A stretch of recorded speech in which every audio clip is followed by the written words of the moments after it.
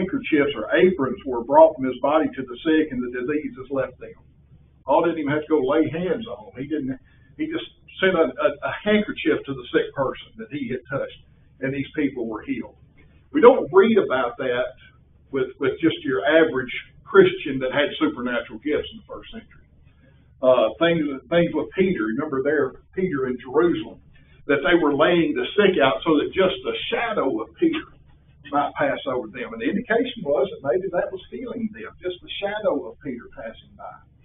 So there were some unusual miracles that were being performed by the apostles, and no doubt Paul had done that in Corinth. So they should have known without a doubt that the apostle Paul was an apostle.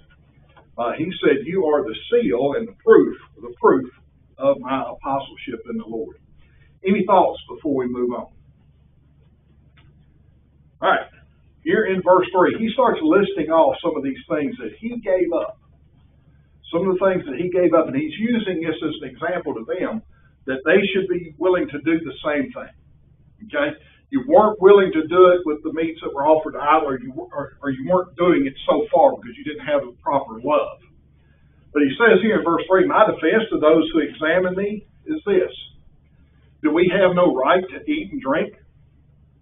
Now, when he talks about eating and drinking here, he's talking about eating and drinking, or having the things that he needed in order to sustain himself to be provided by the church. That's what he's talking about. I think Brother Harkrider had a little bit different take on that, but if you look at what the context is here, he's talking about this being provided to him by the congregation he was working with. He says, "Do we not have a right to take along a believing wife? As do other apostles, the brothers of the Lord, and Cephas." In verse 6, he goes on and says, "Or is it only Barnabas and I who have no right to refrain from working?" I'm going to go ahead and read down through verse 11, verse 10, and we'll come back and comment on some of this. He says, "Whoever goes to war at his own expense. Who plants a vineyard and does not eat of its fruit?" What's he talking about here? He's talking about the church supporting the preacher, the church supporting the evangelist. That's what he's talking about. He said, "Or who tends a flock and does not drink of the milk of the flock? Do I say these things as a mere man?